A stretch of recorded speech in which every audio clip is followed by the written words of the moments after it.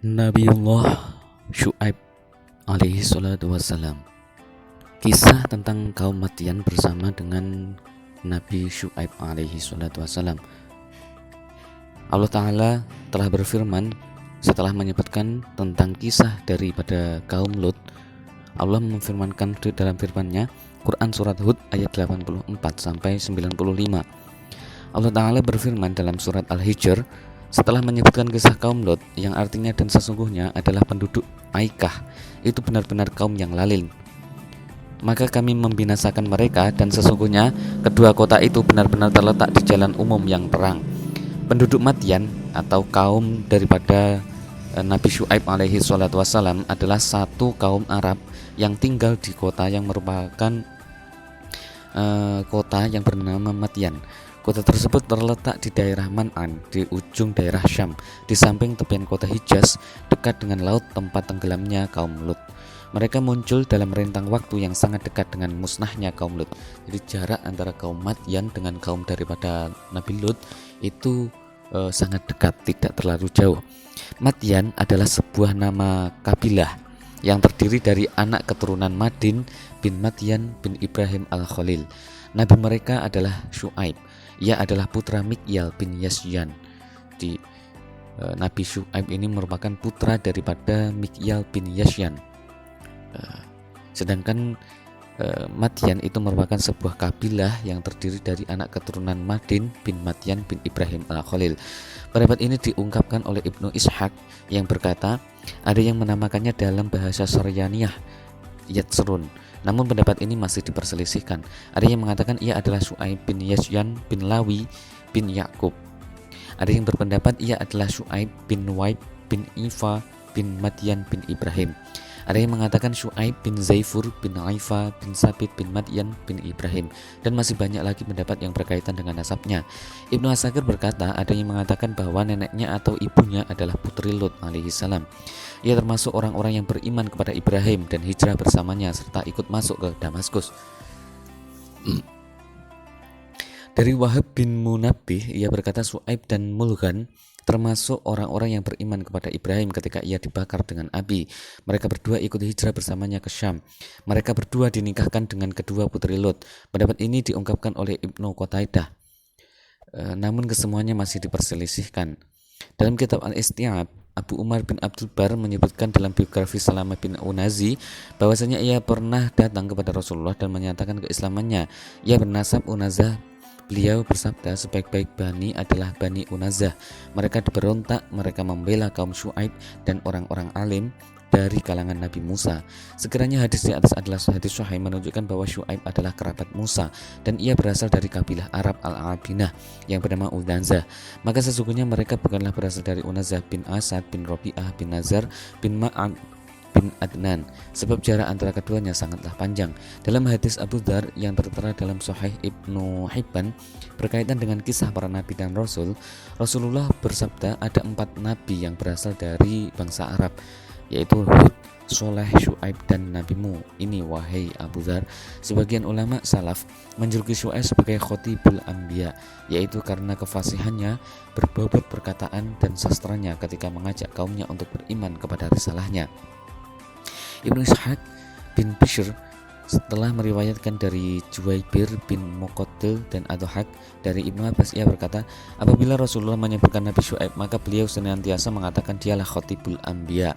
Penduduk Madian adalah orang-orang kafir yang senantiasa merampok, menakut-nakuti orang-orang yang lewat di jalanan dan menyembah Al-Aikah, yaitu sebatang pohon yang dikelilingi tumbuhan ilalang. Mereka adalah seburuk-buruk manusia dalam bermuamalah. Mereka senantiasa mengurangi takaran dan timbangan dan berlaku curang. Bila membeli maka mereka akan meminta tambahan, namun bila menjual maka mereka berusaha untuk menguranginya. Maka Allah Ta'ala mengutus seorang laki-laki dari kalangan mereka, yaitu Rasul Allah Syu'aib alaihi salatu wassalam, yang menyuruh mereka untuk hanya beribadah kepada Allah, melarang mereka untuk terus menggeluti perbuatan kotor tersebut berupa mengambil harta manusia secara batil dan menakut-nakuti mereka di jalan-jalan. Maka sebagian mereka beriman kepadanya, namun mayoritas dari mereka ingkar, hingga pada akhirnya Allah Ta'ala menimpa azab yang pedih kepada mereka. Bukti dan hujah yang jelas serta tanda-tanda yang pasti yang menunjukkan kebenaran apa yang aku bawa, dan sesungguhnya Allah Ta'ala telah mengutuskan kepada kalian. Bukti tersebut berupa mukjizat yang diberikan oleh Allah Ta'ala kepadanya. Namun rincian mukjizat tersebut tidak sampai kepada ayat kita. Ayat di atas hanya menunjukkan adanya mukjizat Syuaib secara global. Syuaib memerintahkan kepada mereka untuk berlaku adil dan melarang mereka untuk berlaku lalim. Apabila mereka menyelisihinya, maka ia pun memperingatkan mereka seraya mengatakan sebagaimana yang telah tertera dalam Quran surat Al-A'raf ayat 85 sampai 86, yakni kalian mengancam orang-orang bahwa kalian akan merampas harta benda mereka dalam bentuk upeti dan lain sebagainya. Kalian pun menakuti orang-orang yang berjalan. As-Suddi meriwayatkan dari para sahabat berkaitan dengan tafsiran ayat wala taq'udu bikulli sirati tu'idun, dan janganlah kamu duduk di tiap-tiap jalan dengan menakut-nakuti. Mereka merampas 1/10 dari harta benda orang-orang yang lewat di jalan. Ishaq bin Bishr berkata dari Juwaybir, dari Adhaq, dari Ibnu Abbas, mereka adalah kaum yang senantiasa merampok. Mereka duduk-duduk di jalanan dan mengurangi harta orang-orang, mengambil 1/10 dari harta mereka. Merekalah yang pertama kali mempraktekkan perbuatan tersebut. Jadi praktek pertama kali merampas harta di jalan, atau istilah sekarang sebagai bentuk sebuah begal, itu sejak zaman Nabi Syuaib alaihi salatu wassalam. Syuaib mengingatkan mereka akan melimpahnya nikmat-nikmat Allah kepada mereka yang sebelumnya mereka mengalami kekurangan. Ia pun mengingatkan mereka akan azab Allah yang dapat menimpa mereka bila mereka menentang bimbingan dan petunjuk Allah Ta'ala. Janganlah kalian melakukan perbuatan itu lagi, dan janganlah kalian teruskan. Kalau tidak, maka Allah Ta'ala akan menghapus barokah harta benda yang kalian miliki, sehingga Allah akan menjadikan kalian fakir dan menghilangkan sesuatu yang menjadikan kalian kaya. Ditambah lagi kalian akan ditimpa azab di akhirat kelak. Barang siapa yang tertimpa ini semua, maka sungguh ia mengalami kerugian. Mulanya Syuaib melarang mereka untuk melakukan kecurangan dan memperingatkan bahwa Allah akan mencabut nikmat mereka di dunia ini bila mereka tidak mau berhenti dari perbuatan itu, serta akan menimpakan azab pada akhirat kelak. Syuaib benar-benar menekankan hal itu. Kemudian ia memerintahkan mereka untuk melakukan kebalikannya, seraya berkata sebagaimana yang diungkapkan dalam Quran surat Hud ayat 85 sampai 86. Ibnu Jarir berkata, laba yang kalian peroleh dari timbangan dan takaran yang benar itu lebih baik bagi kalian daripada mengambil harta orang lain dengan cara yang curang. Penafsiran diriwayatkan oleh Ibnu Abbas. Sedikit tapi diperoleh dari sesuatu yang halal itu lebih baik bagi kalian daripada banyak tapi dari sesuatu yang haram. Sebab sesuatu yang halal itu lebih mengandung berkah meskipun sedikit, sedangkan sesuatu yang haram tidak akan berbarokah meskipun jumlahnya banyak. Maksudnya, laba yang halal itu lebih berbarokah meskipun sedikit, sedangkan sesuatu yang haram tidak akan menguntungkan meskipun banyak jumlahnya. Oleh karena itu Nabiullah Syuaib berkata, baqiyatullahi khairul lakum, sisa keuntungan dari Allah adalah lebih baik bagimu jika kamu orang yang beriman.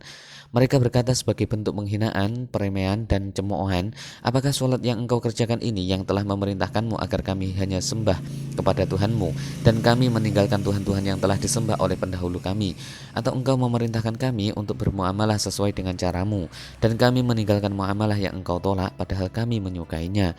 Sesungguhnya kamu adalah orang yang sangat penyantun lagi berakal.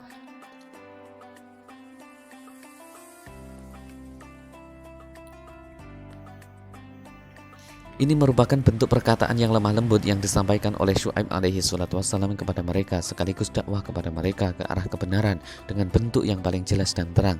Syuaib berkata kepada mereka, in kuntum ala bayyinati mir rabbi, hai kaumku, bagaimana pikiranmu jika aku mempunyai bukti yang nyata dari Tuhanku, yaitu memiliki permasalahan yang nyata dari Allah Ta'ala bahwasanya Dia mengutusku kepada kalian.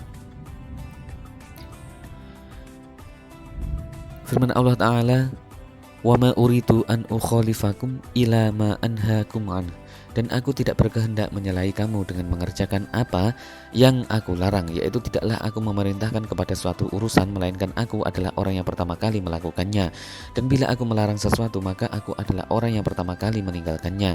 Ini merupakan sifat yang terpuji lagi agung. Kebalikannya dari sifat itu adalah sifat yang tertolak dan lagi tercela, sebagaimana yang dilakukan oleh pemuka-pemuka Bani Israel di akhir zaman mereka dan juga para khatib yang mereka anggap bodoh. Ini merupakan sifat orang-orang yang berbuat dosa dan sesara yang menyelisihi para nabi. Adapun orang yang mempunyai kemauan yang tinggi dan berakal dari kalangan ulama yang senantiasa takut kepada Allah tanpa melihatnya, maka kondisi mereka adalah sebagaimana yang diungkapkan oleh Nabiullah Syuaib. Wa ma uridu an ukhalifakum ila ma anhaakum anhu in uridu ila al-islah mastata'tu.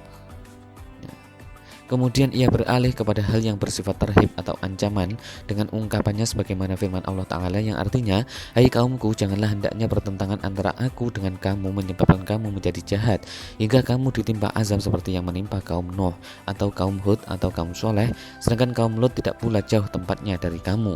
Yakni keyakinanku ini dan kebencian kalian terhadap apa yang aku bawa janganlah tetap menyeret kalian dalam kesesatan, kebodohan dan pembangkangan.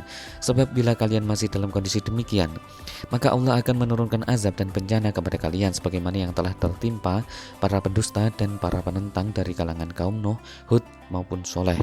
Ada yang mengatakan makna di atas mereka kaum Lot tidak jauh tempat tinggalnya dari kaum Madyan atau kaum dari Nabi Syuaib.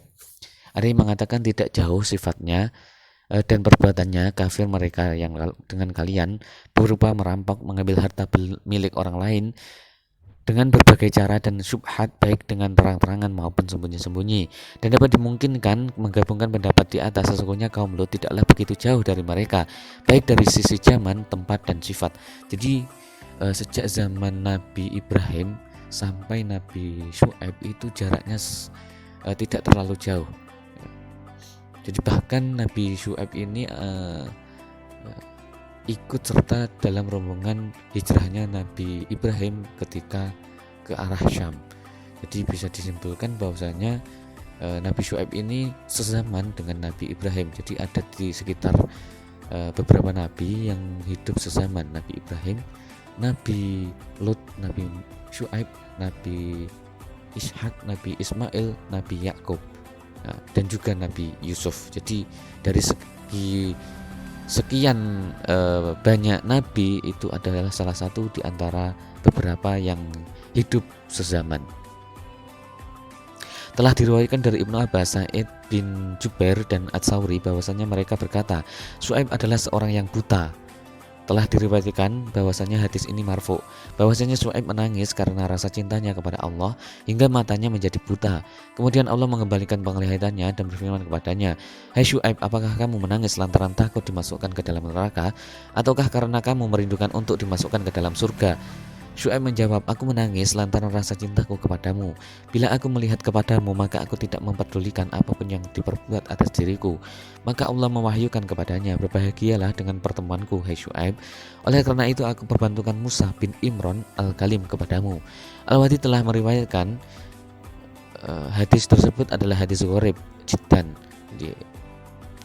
Masih banyak pertentangan. Ini merupakan bentuk kekufuran yang telah mengakar pada diri mereka sekaligus untuk pembangkangan karena kepada mereka yang sangat parah. Mereka mengatakan, kami tidak banyak mengerti tentang apa yang kamu katakan, yaitu kami tidak memahami dan tidak masuk dalam akal pikiran kami, sebab kami tidak menyukainya dan tidak menghendakinya. Kami tidak memiliki kepentingan dan kepedulian terhadap perkataanmu. Hal ini senada dengan apa yang diungkapkan oleh kafir Quraisy kepada Rasulullah SAW saat misi dakwah Rasulullah kepada kaum Quraisy. Firman Allah Ta'ala, qala ya qaumi arahti a'azzu 'alaikum minallah.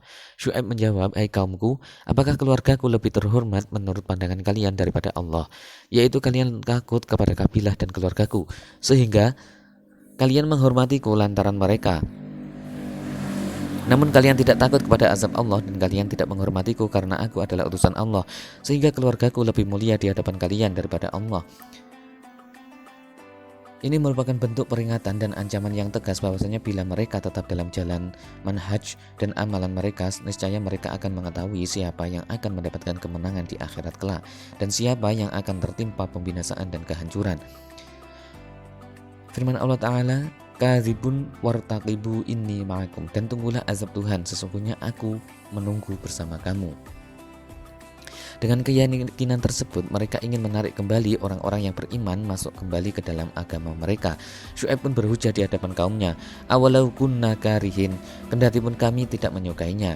Orang-orang mukmin tidak akan kembali kepada agama kalian." Orang-orang mukmin ini tidak akan kembali kepada agama Nabi, orang-orang dari kaum Madyan. Sebab bila iman telah membaur dalam hati, maka tidak akan gentar terhadap kemarahan orang lain. Tidak ada seorang pun dari mereka yang akan menjadi murtad, dan tidak ada daya seorang pun untuk memaksanya. Ia berdoa kepada Allah agar mereka dihancurkan. Jadi Nabi Syuaib berdoa kepada Allah supaya kaum Madyan ini dihancurkan. Allah Ta'ala tidak akan menolak doa para rasulnya apabila mereka meminta pertolongan kepadanya atas orang-orang yang membangkang lagi kafir yang menentang rasulnya. Meskipun demikian, mereka juga berusaha saling mempengaruhi dan mengaburkan kebenaran.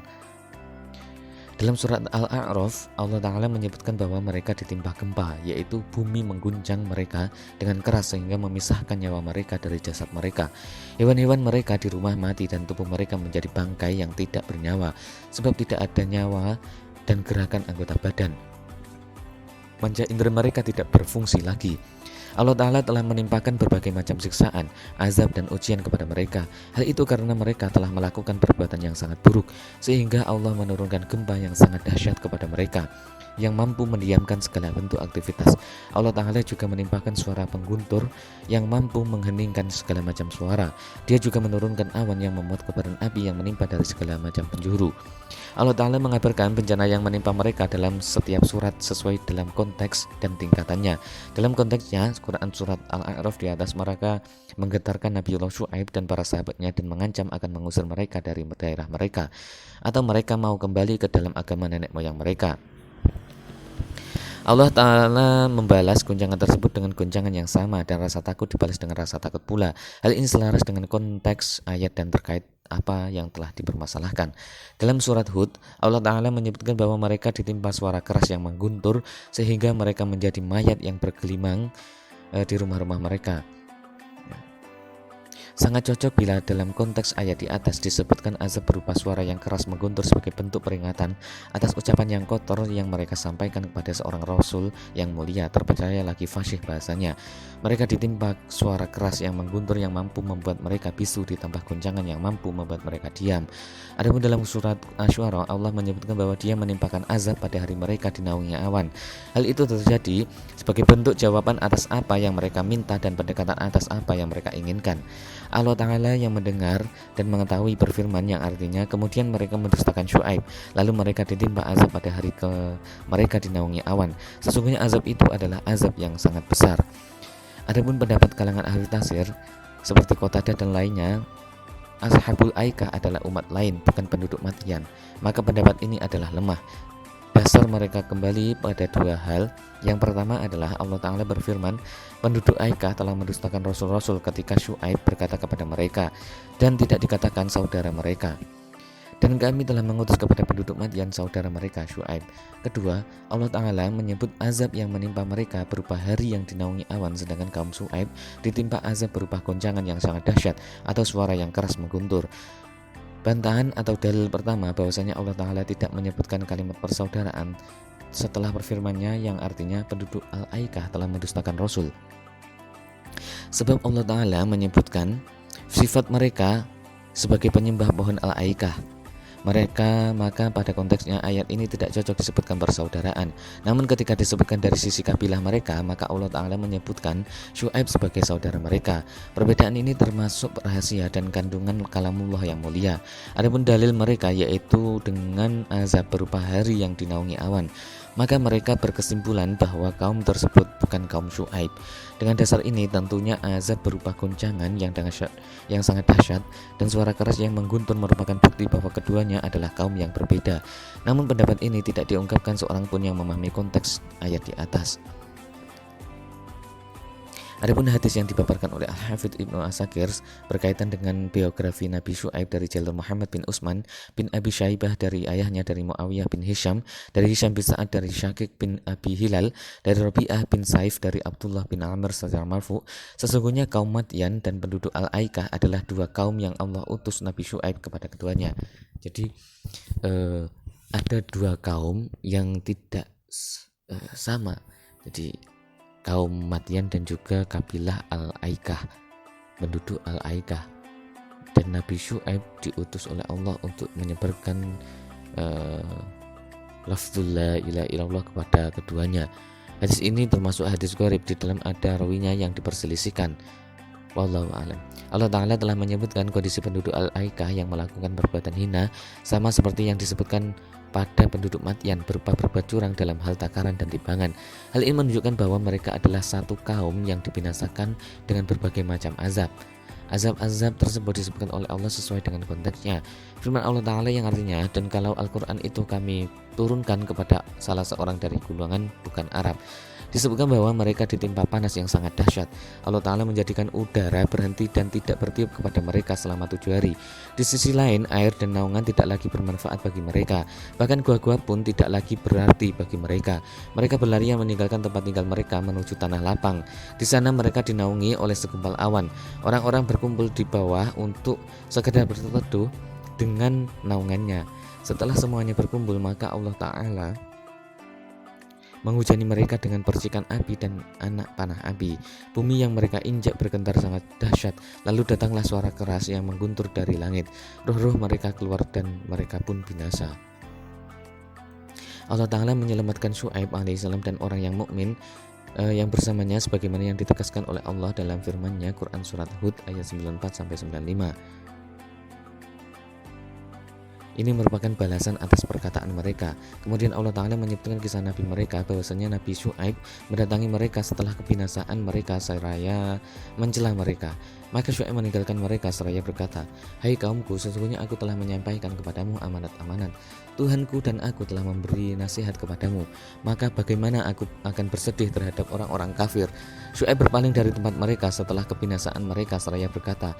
Maka Syuaib meninggalkan mereka seraya berkata, "Hai kaumku, sesungguhnya aku telah menyampaikan kepadamu amanat Tuhanku dan aku telah memberi nasihat kepadamu. Maka sebagaimana aku bersedih hati terhadap orang-orang yang kafir. Aku telah menunaikan kewajibanku, menyampaikan dakwah dan nasihat yang sempurna. Aku pun telah berusaha sekuat tenaga agar kalian mendapat petunjuk. Namun semuanya tidak bermanfaat bagi kalian, sebab Allah Ta'ala tidak memberikan petunjuk kepada orang yang disesatkan. Sekali-kali mereka tidak akan mendapatkan pertolongan. Aku tidak akan bersedih hati atas apa yang timpa kepada kalian, sebab kalian tidak mau memberi nasihatku dan tidak takut kepada azab Allah. Oleh karena itu Syuaib berkata, "Fakaifa as." Maksudnya tentang kesedihan ala qaumi kafirin, terhadap orang kafir, orang-orang yang enggan untuk menerima kebenaran dan tidak mau kembali kepadanya. Maka Allah menimpakan azab kepada mereka yang tidak dapat ditolak, ditahan dan dicegah. Tiada seorang pun yang bisa berlari yang tertimpa azab tersebut. Al-Hafidz Ibnu Asakir menyebutkan dalam kitab At-Tarikh dari Ibnu Abbas bahwasanya Syuaib datang setelah Nabi Yusuf. Jadi ada yang berpendapat bahwasanya Nabi Syuaib ini datang setelah Nabi Yusuf. Sedangkan dari Wahab bin Munabbih disebutkan Syuaib dan orang-orang mukmin yang bersamanya meninggal di Makkah. Kuburan mereka berada di sebelah barat Ka'bah antara Dar An-Nadwah dan rumah Bani Sahm. Jadi golongan Bani Israel yang kemudian dari golongan Arab itu Nabi Syuaib. Itulah tentang kisah dari Nabi Syuaib yang diutus oleh Allah untuk meluruskan tentang kaumnya yang ingkar terkait timbangan dan takaran, yang berbuat curang. Semoga Allah merahmati kita semua untuk terhindar dari perbuatan itu. Wallahu a'lam bishawab. Assalamualaikum warahmatullahi wabarakatuh.